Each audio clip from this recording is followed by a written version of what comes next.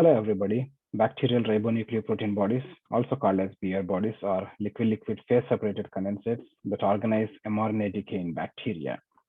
These are stress-induced condensates similar to P bodies and stress granules in eukaryotes, and they confer stress tolerance to bacteria.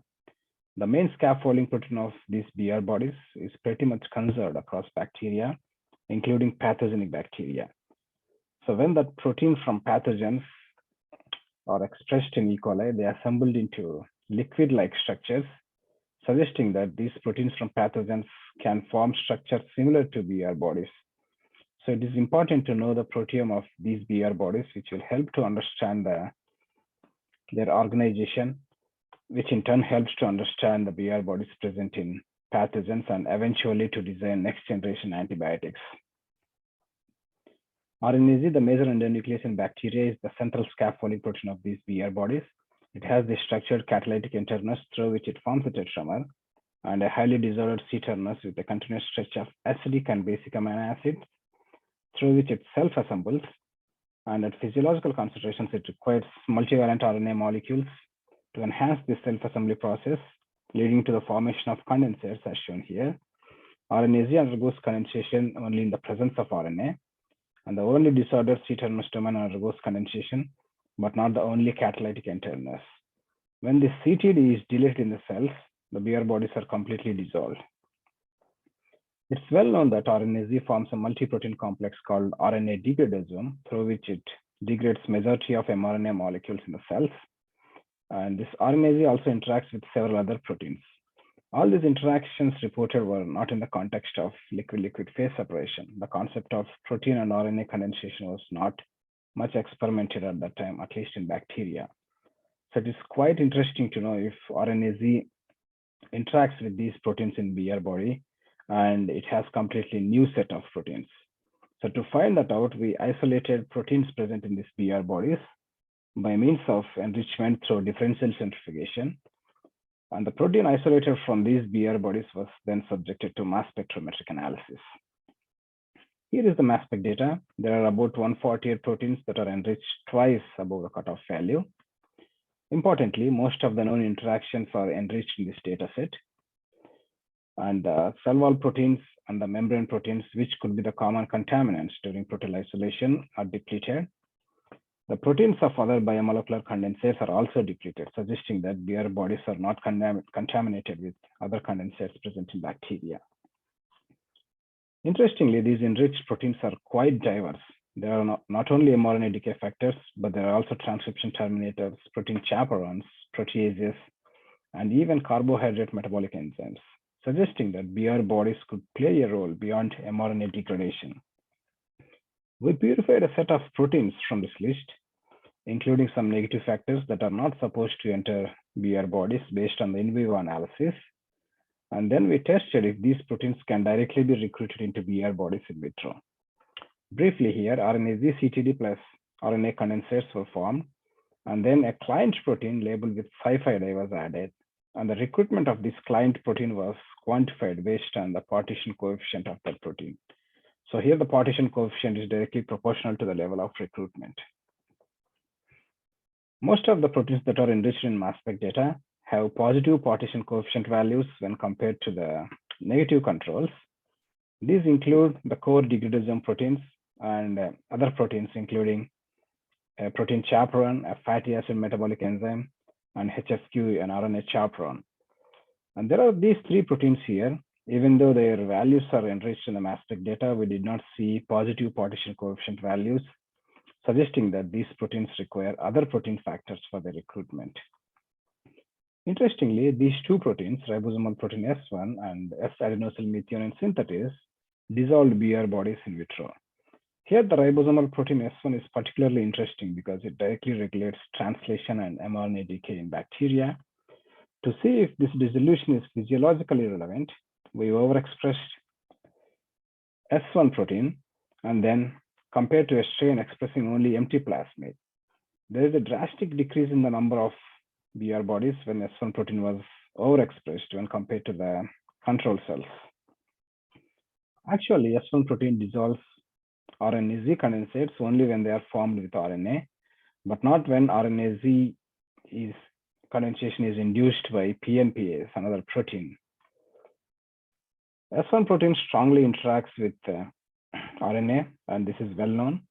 And we did not see any direct interactions between RNA-Z and S1 in the pull-down experiments. Here in the first line, this is the positive control, and these are the negative controls. All these results suggest that S1 protein dissolves BR bodies by sequestering RNA from RNA-Z.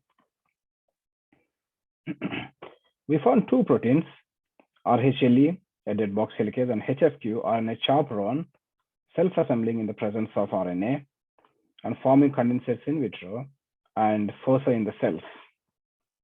These are the program predictions for the liquid-liquid phase separation of proteins. RNA-Z here is the positive control, and no program predicted HFQ to be forming condensates. These two proteins are highly enriched in the mass spec data and also in the in vitro recruitment assay.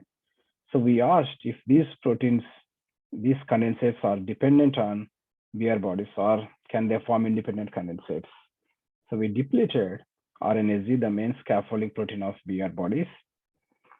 When RNA-Z was depleted, HFQ foci were also depleted, suggesting that HFQ foci are mainly dependent on BR bodies. Interestingly, RHLE foci still persisted even after RNA-Z was depleted, suggesting that RHLE may be forming distinct condensates. And when we looked at the co-localization of RHLE condensates and aconitase, which is a BR body protein marker, there are homogeneous condensates.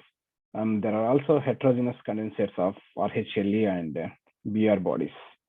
Interestingly, in vitro, when we mixed preformed RNA-Z condensates and preformed RHLE condensates, they stayed apart without mixing, suggesting that RHLE can form distinct condensates.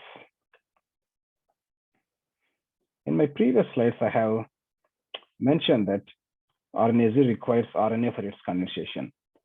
Interestingly, we also observed some proteins can stimulate the condensation of RNA-Z in the absence of RNA. To understand whether it is RNA or a protein, an efficient stimulator of RNA-Z condensation, we performed time-lapse microscopy experiments and monitor the assembly of condensation over time. RNA-Z CT doesn't form any visible condensates over this time. RNA readily induces the condensation of RNA-Z, and this is happening within minutes. A protein PNPase induces RNA-Z condensation, but this is a very slow process. Addition of both RNA and PNPase has an additive effect. This combination increases the rate of condensation reaction and also the number of condensates formed, suggesting that protein can have an additive effect on the condensation of RNA-Z, but RNA is an efficient stimulator of RNA-Z condensation. The diffusion coefficient of RNA-Z in the only protein condensates is 3 times slower than the diffusion coefficient of RNA-Z in the complex when RNA is present, suggesting that RNA may also increase the dynamics within the condensates. And we know that when rifampicin is added to the cells to inhibit transcription, BR bodies are majorly dissolved, suggesting that RNA is required for the assembly of BR bodies in the cells. And we have also found 2 other proteins, again a dead box helicase and a fatty acid metabolic enzyme undergoes condensation in vitro. So to summarize this part, BR bodies contain diverse set of proteins, but not only the mRNA decay factors. Though RNA-Z is the central scaffolding protein of these BR bodies, there are also proteins that are constituents of BR bodies that can form condensates on their own. And I have shown that HFQ condensates are mainly dependent on BR bodies, whereas RHLE could be forming heterogeneous condensates. And there are proteins that can dissolve these BR bodies. I have shown that S1 protein dissolves BR bodies by sequestering RNA. Here, this could be an example of how strong RNA binding proteins can modulate the phase behavior of RNA-dependent condensates. The core degradosome proteins are localized to BR bodies. Few of these proteins actually can stimulate RNA condensation, but RNA is the most efficient stimulator of RNA condensation, and RNA is required for the assembly of these VR bodies in the cells. I thank my supervisor, Jared Schrader, for an excellent project and guidance, and people who contributed to this project, especially Malka, who performed in vivo experiments, all the collaborators, and NIH for the funding, and RNA Society for the research presentation fellowship, and Wayne State Graduate School for the travel fund. And I can be reachable either through mail or on Twitter. Thank you.